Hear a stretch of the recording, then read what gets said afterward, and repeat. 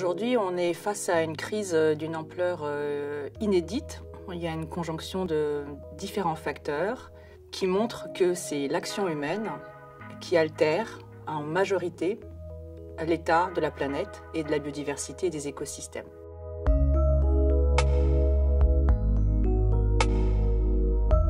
On est totalement dépendant, totalement interdépendant des autres espèces pour notre vie sur Terre. L'air que vous respirez, ça provient d'écosystèmes en bonne santé. L'eau que vous buvez, que l'on boit, ça provient des écosystèmes. La nourriture provient des écosystèmes. Donc nous, on est une espèce vivante. Parmi toutes ces espèces vivantes, on est une espèce qui a la capacité de détruire à une échelle considérable, c'est ce qu'on a fait malheureusement, et c'est le constat d'urgence qu'on mène actuellement avec les scientifiques, décrit depuis des années sans qu'il y ait un écho suffisamment fort pour qu'il y ait un grand changement de nos comportements et de notre manière d'habiter la Terre, je dirais de cohabiter la Terre avec les autres espèces du monde vivant. Donc, en fait, la question de la biodiversité, elle est vitale. Sans biodiversité, il n'y a pas de vie sur Terre. Sans biodiversité, il n'y a pas de possibilité pour l'être humain de vivre sur cette planète. L'investissement le plus important actuellement, c'est vraiment de se dire, on est, nous, êtres humains, en interaction avec les autres êtres humains, sur une planète qui est bien vivante, et que l'impératif, c'est de la maintenir bien vivante. Pour nous, pas pour elle, parce que sans nous, elle ira très bien, peut-être même mieux. Et il y a des études qui montrent très bien que les personnes qui sont proches de la nature vont beaucoup mieux mentalement que d'autres, et qu'on a besoin du vivant, du réel vivant, pour être bien dans sa tête, dans sa peau d'être humain. L'humain est aussi capable de changer la trajectoire et la course du temps. On peut stopper. Il y a des pratiques qu'il faut absolument stopper. Il y a d'autres pratiques qu'il faut encourager. Et on a tout un système de connaissances et des communautés, notamment autochtones et locales, qui savent vivre en harmonie avec leur environnement, qu'on peut partager à l'échelle planétaire, qu'on peut peut-être aussi mettre en application à d'autres échelles, et donc complètement changer le récit et passer d'un récit où l'humain est destructeur, prédateur, à un récit où l'humain devient gardien, protecteur du vivant. Et ça, c'est le rôle de l'UNESCO, à travers tous ces programmes, de montrer que non seulement c'est possible, ça existe déjà, mais que c'est aussi des solutions qui peuvent être accessibles à tout le monde. Donc il y a des raisons d'espérer et qu'il y a des raisons d'agir maintenant. Et c'est ce on démontre dans de nombreuses réserves de biosphère dans le monde entier, que des communautés humaines sont capables, quand il le faut, à des endroits précis, à des moments précis, de restaurer des écosystèmes comme des forêts tropicales, de régénérer, même de retrouver des espèces qui ont disparu ou qui sont en très mauvais état. L'être humain est capable de réparer, de régénérer ce lien au vivant, de restaurer, et puis ensuite de l'utiliser durablement pour pouvoir se développer sans pour autant le détruire. Donc dans les réserves de biosphère, on va promouvoir des approches où à la fois on peut conserver, utiliser durablement, et ces connaissances, ces pratiques, on va les transmettre aux générations présentes et aux générations futures. Dans le Tonlé Sap, par exemple, on travaille pour aider des femmes qui sont en difficulté à avoir des revenus complémentaires en s'investissant dans l'apiculture et en fait en favorisant la restauration d'abeilles locales dans des écosystèmes locaux.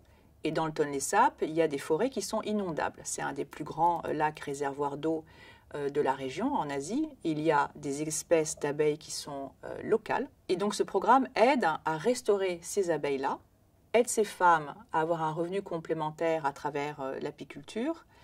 Et on a un programme de sensibilisation, d'information et de formation, notamment à l'égard des guides touristiques, parce que le Tonlé Sap attire énormément de visiteurs et de touristes qui ne sont pas du tout au courant du rôle clé, sentinelle des pollinisateurs comme les abeilles, qui sont des pollinisateurs clés pour les fleurs, les fruits, les arbres, qui nous permettent après de nous nourrir.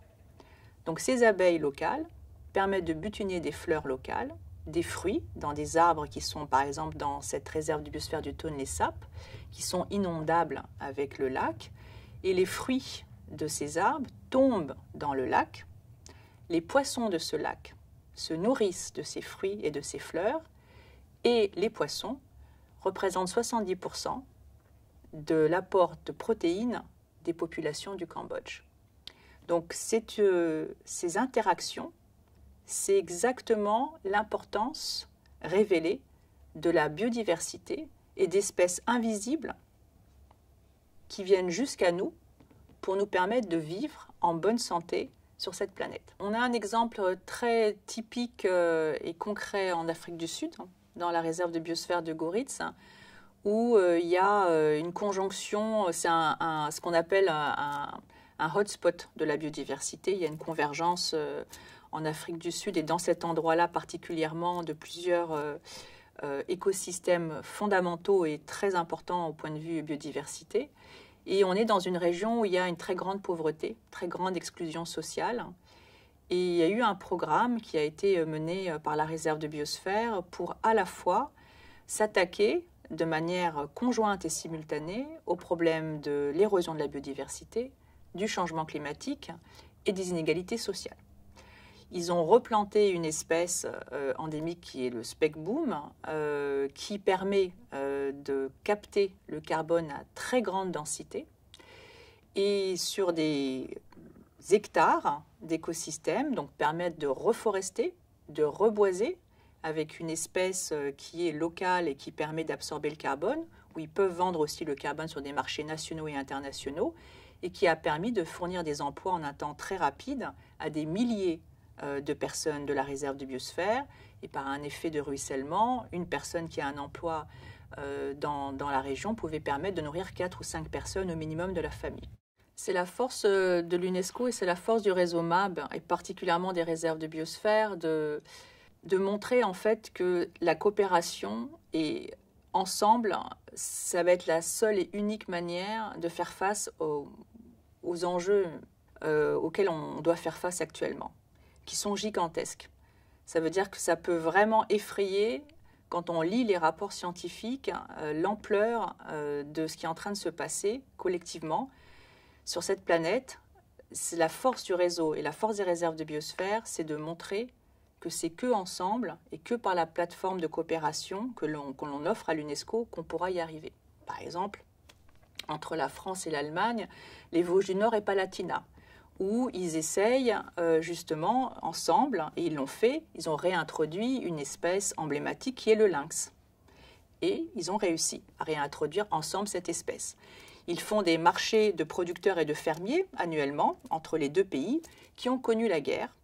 Le but des réserves de biosphère, ce n'est pas juste d'avoir un espace, une plateforme de coopération, c'est aussi des territoires ouverts, vivants, dynamiques, où théoriquement il n'y a pas vraiment de frontières, puisque tout ce qui se vit, se crée, se partage dans ces territoires est partagé au-delà de ces frontières au monde entier. Et c'est l'esprit de l'UNESCO, c'est l'esprit des réserves de biosphère, c'est au-delà d'une réserve de biosphère, c'est de dire voilà ce qu'on fait. Donc on est obligé dans le bon sens du terme, on a une obligation morale, éthique, philosophique et vitale d'apprendre à cohabiter ensemble sur cette même planète.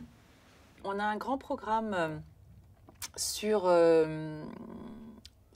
réserves de biosphère dans 4 pays d'Amérique latine, au Brésil, en Bolivie, en Équateur et au Pérou. L'objectif, c'est de comprendre et de s'attaquer aux causes directes et indirectes de la déforestation. Et dans ce programme, on a différents volets. Un qui est d'interagir entre les scientifiques locaux, nationaux, avec une équipe aussi internationale, et les communautés locales et autochtones. Donc de croiser les savoirs scientifiques, les savoirs locaux, autochtones, pour partager une compréhension commune des enjeux et des difficultés. Et puis une fois qu'on comprend un peu ces enjeux, donc on va croiser par exemple des données satellitaires sur la déforestation, la couverture de déforestation, Et puis les connaissances très contextualisées, très locales sur des feux de forêt dans telle réserve de biosphère, à Beni en Bolivie par exemple. Et on va croiser ces deux sources d'informations, globales et locales.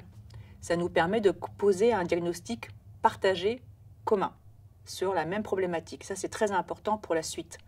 Quand on a un diagnostic commun, qu'on a une compréhension commune, on peut partager des solutions.